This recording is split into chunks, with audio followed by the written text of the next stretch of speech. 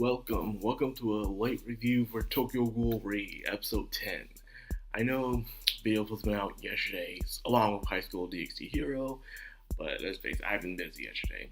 Shopping, cashing checks, all that stuff. So it's been crazy yesterday, and probably be a little bit more crazy later on in the afternoon. So I'm trying to do my best to wrap this up and get it over before I get busy again. So let's get right into it. This is it, everybody. The Rose Arc, man. The extermination of Shu's family. And I gotta say, the way they handled this was pretty well. Especially with Shu and Kane and Kaneki. First of all, let's talk about Kane. Kane's always been loyal to Shu. She's always been trying his best in a way to please Shu, to get him better. She's going through every obstacle course they can in order to find some way to get Shu back on his feet. Because let's face it, the guy was he was a mess, a complete wreck. However, it took one picture of Kaneki to bring him back to his spirits. But however, Kaneki isn't Kaneki. He is Haze Sasuke right now. And because of that, he still falls down in dumps, but he's still able to push forward. However, the price that is paid to help him out, in my opinion, is too great. Too many ghouls under him has been sacrificed and killed in order to get this guy better, in order to please him. So the way he's going about it is pretty selfish and kind of ignorant, but right now that's all he can think about. So when Kane pretty much has the interaction of Eto in a way reveals Kane's true colors. Kane didn't want Shu to get back better.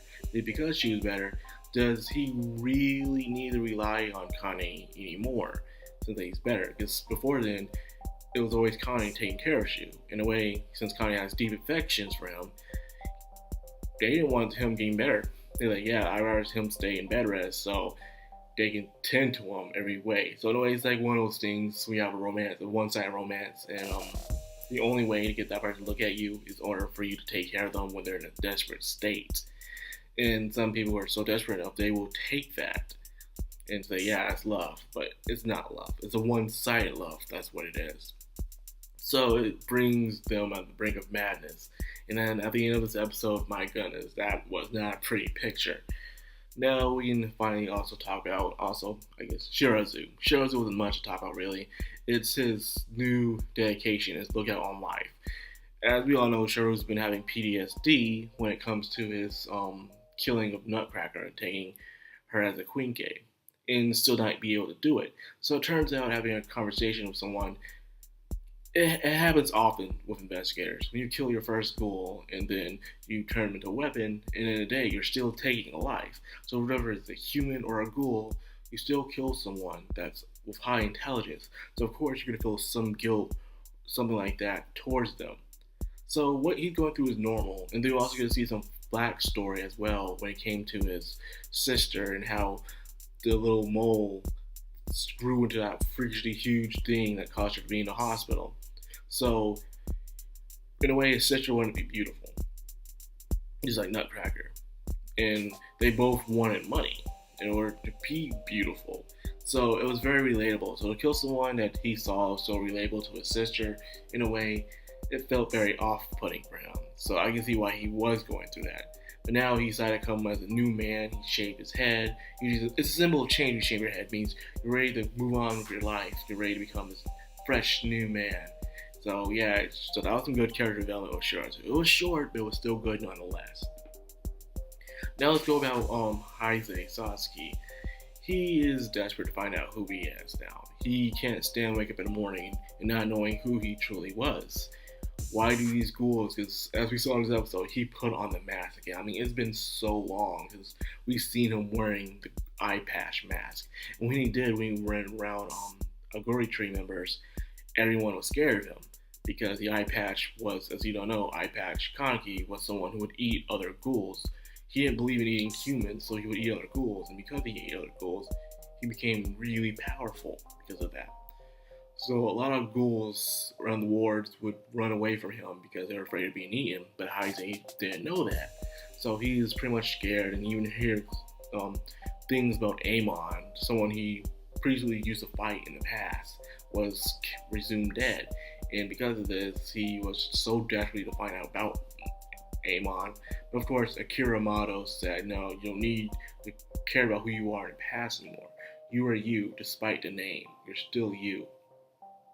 So in a way, Hase is still in a way like Kaneki, still caring, wants to protect everyone around him, stuff like that. Desires strength and power to be that shield for people he loves.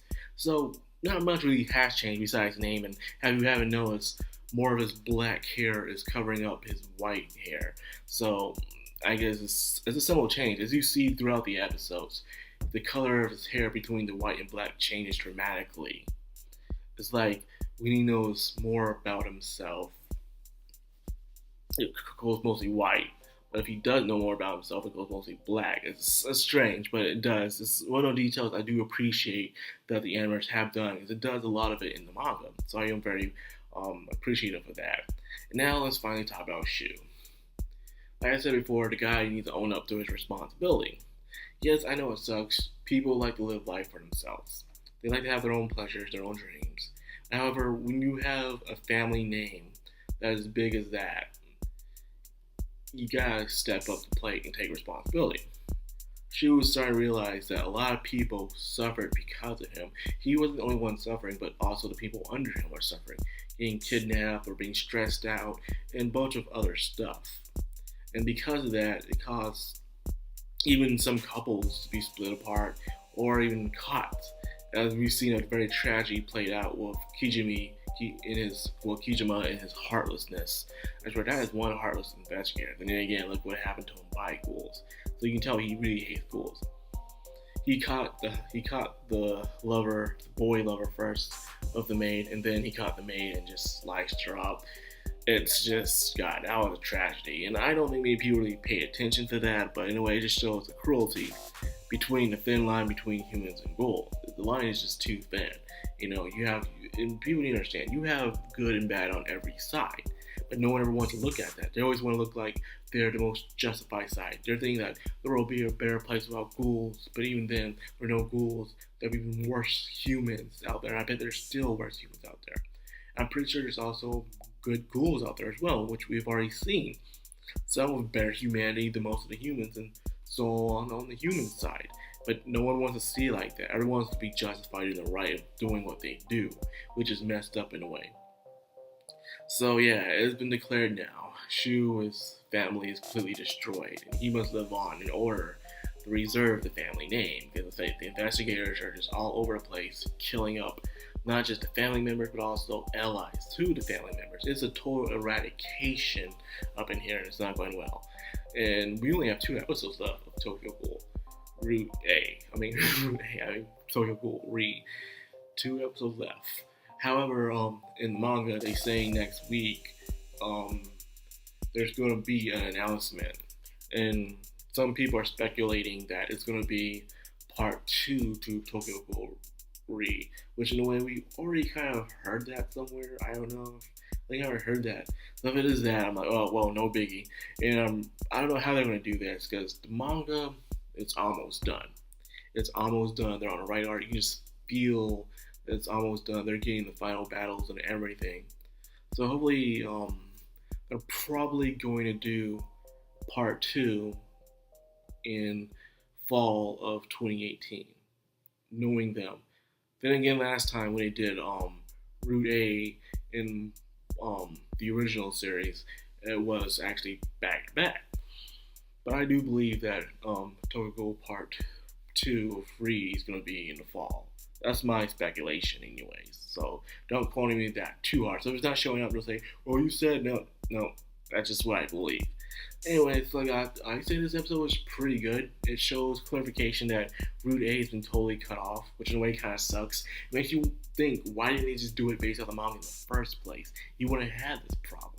But I don't know, it's just studios. It's like they don't listen to the fans. They just do what they want to do. And they just know people like us, we're going to watch it anyways.